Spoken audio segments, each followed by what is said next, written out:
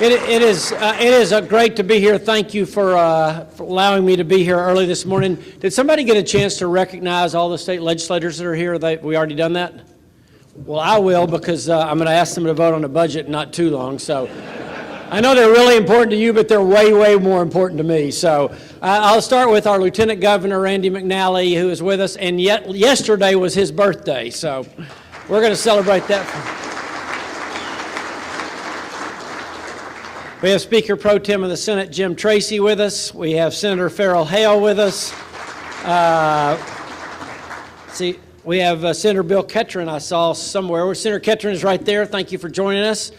We have Representative Mark Pody with us, and Representative Kent Calfee. Did I say you back there somewhere? Did I miss anybody? Pat Marsh. Oh, Pat Marsh is over here. They have you excluded from the group over here? Representative Pat Marsh from Shelbyville and Bedford County, one of our great legislators. Thank you for joining us. Okay. Oh, Art Swan from my own backyard in Blount County. Art, thanks for joining us as well. Did I miss anybody else? All right. Well, let me do this. I'm going to try to save a little bit of time for questions. Did have a chance to give the State of the State speech last night, and since most of these folks had to hear that, I won't give the exact same talk again, but let me maybe hit on a few of the highlights. One of the things we announced last night was, as you all know, we have a program called the Tennessee Promise in Tennessee. 2 years free of community college or technical school for anybody who graduates from high school. What we found, though, is that one of our greater needs in Tennessee are for those folks who maybe never went to college, or they went and they had to drop out because life intervened in some way. And so now they're an adult who would like to have a different skill set, but don't really have the means to do that. And so what we announced was Tennessee Reconnect, which now means that any adult in Tennessee can go back to one of our community colleges or our technical schools absolutely free of tuition and fees. We're doing that because we want to make certain that cost is never a barrier for somebody who wants to get an additional degree or certificate. We've set a big goal in Tennessee to have 55% of our population have a degree or certificate by 2025. And we won't get there just with high school students. The numbers won't work. And to do that, we really want to open that up to adults as well. One of the other things that we announced last week that I think put you all in the news some, was the idea of trying to address a serious issue we have in Tennessee around broadband access. There's about 800,000 Tennesseans that don't have broadband, and if you look at where it is, it's fairly obvious. Only 2% of urban and suburban residents don't have it, so it's obviously primarily in our rural areas. The challenge for us as a state is that's where our economic development challenge is as well. As the state continues to grow and pick up jobs, today more Tennesseans have a job than have ever had a job in the history of the state. And the good news is we're not just adding low-paying jobs. Our average household income is increasing at the second fastest rate in the country. So we're not only adding jobs, but we're adding good-paying jobs. But the struggle in Tennessee and everywhere else is in our rural areas. And not having broadband is a detriment to that growth. About 1 in 3 businesses say access to broadband is one of the key criteria in deciding where they are going to locate. So the issue has obviously been, how do we take broadband to those places that private providers, commercial providers, have said that, obviously that they've done their math. And they said that it doesn't work for us to provide service there. We can't just ignore those folks. And so we've had a long-standing discussion up on Capitol Hill about how do we address that. Our proposal uses you, folks who are already out in the community, who have those relationships, to allow you to bring broadband to those customers. It also provides for grants, $10 million in grants and $5 million in tax credits over the next 3 years, while we see, can we make a big dent in the number of folks who don't have broadband. So obviously would love your help as we sell this. I'm really glad you're here today. It matters that if you have an interest, it matters that you show up and represent that interest, because I can assure you other people are. And the people who don't engage on the Hill on key issues are the folks who don't get their voice heard. So I'll say one more thing. There's nothing like showing up in person. It's nice to write a letter. It's nice to send an email. It's nice to hire a lobbyist, and you'll have some great folks working with you. Mike, somebody I've known since even before I became governor. We go to church together in Nashville.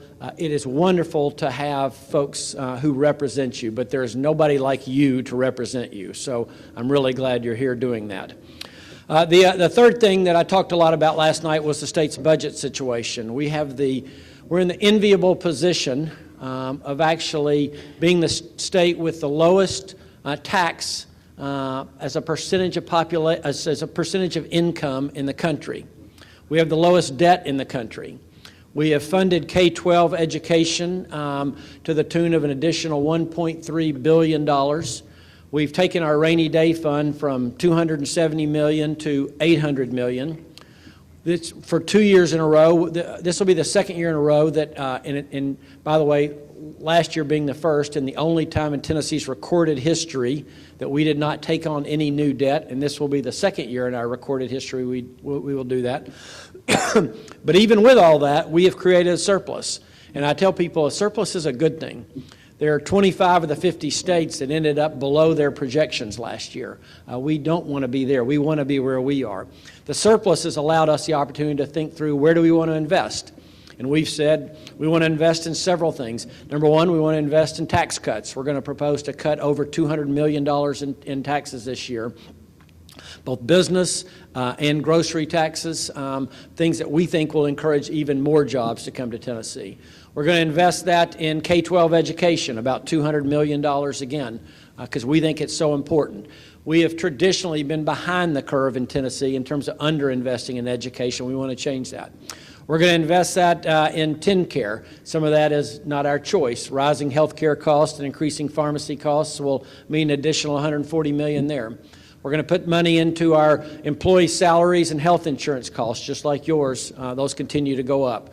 Those are going to take up the bulk of the $957 million new that we have to allocate. But again, we're going to do that thoughtfully and address those things. The other part of the proposal that I talked about last night was a new way to pay for infrastructure in Tennessee. The way we pay for roads and bridges is every time you get a gallon of gasoline in Tennessee, you pay 21 cents in state tax. You pay federal tax that goes away from us, but for the state, you pay 21 cents per gallon. That amount has been set since the late 80s when two different governors and two different legislatures raised the amount. The problem with that 21 cents is the 21 cents of 1988 correlates to about 11 cents today. And what happened is two things: inflation. Gasoline, because it's a cents per gallon tax and not a percentage, inflation doesn't impact it. And second, think back to whatever you were driving in 1988. It looks like most of you in this room were driving in 1988. Sometimes I say that to rooms and people shake their heads like, I wasn't driving in 1988, but not all of you, but it looks like most of you were driving in 1988. Think back to what you were driving then and what mileage you got, and think what you get now. That improved mileage is, whatever that percentage is how much less minus or plus inflation that you're driving on our roads. So we need to do something to address that. I think this is a proposal that will, or I know it'll provide 962 specific projects in all 95 counties, major things like a 440 around Nashville, or a Lamar Avenue in Memphis, or an Alcoa Highway in Knoxville, critical things. But then the point I would make is projects literally in all 95 counties, as well as giving your local government, city and counties, the funds they need to maintain your roads. So critical issue facing our state. One of the reasons we've been successful in job recruitment, and I'll stop right here and take questions, is this. I tell people all the time, or it'd be nice if the reason that we've done real well in job recruitment is because people said, gosh, you all have the most winsome, smart governor, and businesses just flock to locate in Tennessee because of him, but it's really not true. One of the main reasons we've done so well in business recruitment is where we physically sit on the map. We're in a really great spot for reaching where people live in the U.S. And so whether it's a manufacturer or distributor, a lot of people have chosen Tennessee. But if we can't take care of that distribution network in terms of the roads and bridges, then being in that great spot on the map doesn't really help us. And that's why we've focused so hard on this. So with that, I will stop and be quiet, and I will do my best to answer any questions that you might have about either the broadband proposal or anything else that I've brought up this morning? Anybody? Yes, sir. Governor Haslam, my name is Dan Rodemaker. I'm the president of Gibson Electric. We serve in 8 counties in West Tennessee. Right. We're super excited about the proposal that you have presented forward for broadband. We know that we're not the silver bullet for our members, but when we have members that talk to us about needing to drive 15 minutes to be able to get high-speed broadband and continue their education, or even one of our employees has indicated that they have a son who can't get on and fill out an application for college online, which you can do in any major city in our state. We know there's a need, and we, like the rest of the co-ops in the room, we really want to help improve the quality of life of our members, and they're asking for us to be involved. We don't know exactly how that's going to occur and how the bill's going to go through, but we really appreciate it, and we know that you're spot on proposing this type of an act for our state for broadband, because access is a key to not leave people behind. And we know it'll help with our businesses and our members, both residential and commercial, and we applaud you for bringing the bill forward. Well, thanks. And I'll be honest, I think one of the things that will help is your all's reputation, and I mean that. You all have a reputation of people who are providing service and being steady and reliable in terms of providing that, and I honestly think that will help us as we do this. You know, in this world, you have good partners and some not so good partners, and I honestly feel like you all will be a good partner because of your reputation. Other questions? Yes, sir.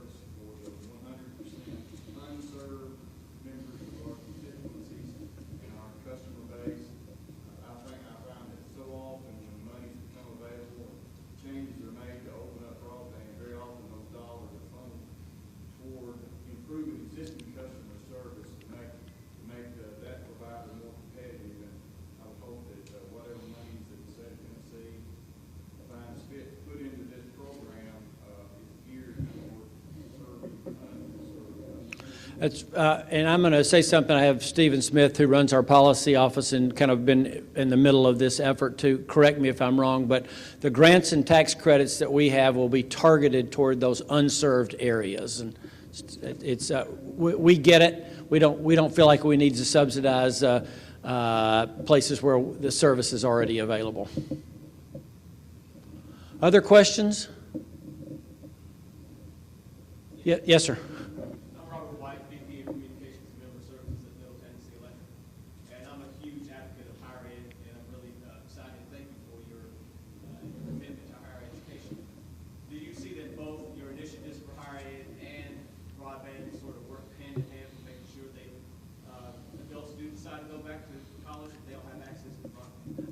It really does. I mean, here's my view of government. We can't provide equal results for everyone, but we can provide equal opportunity, and that's whether it be with communication or education, to let folks have that same opportunity to have a better quality of life. And as you know, whether it's being able to place an order online or to study a course, the ability to not, or the inability to do that online or to do it at a reasonable pace is a big hindrance. So we really do see these two connected.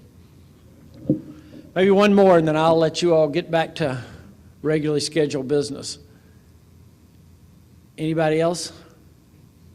All right, well, thank you. We very much appreciate your partnership. I want to thank the members of the legislature who, I'll say one other thing because you all can appreciate this. Before I was governor, I had no idea just what a full-time job it is to be a member of the legislature. These folks literally, I know you think, well, they're here Tuesday, Wednesday, Thursday for 3 months a year. How hard can that be? But I can assure you it's not 3 months a year that they work, and it's not Tuesday, Wednesday, Thursday. In fact, if they ever figured out what they were making per hour, it would be something about 25 cents per hour at the most. at the most. But these are folks who, the way democracy works, we had some people last night at the State of the State who were protesting, and that's you have that right in democracy. You can come and protest. That's how it works. But what their main chant was, "You work for us," and that's really true. And the way we decide what we're going to do is we have elections, and then these people and folks like me come and work for you, and we're incredibly grateful for the opportunity to do that. So on behalf of all 132 legislators and myself, thank you very much. We look forward to partnering with you in this session. Thanks.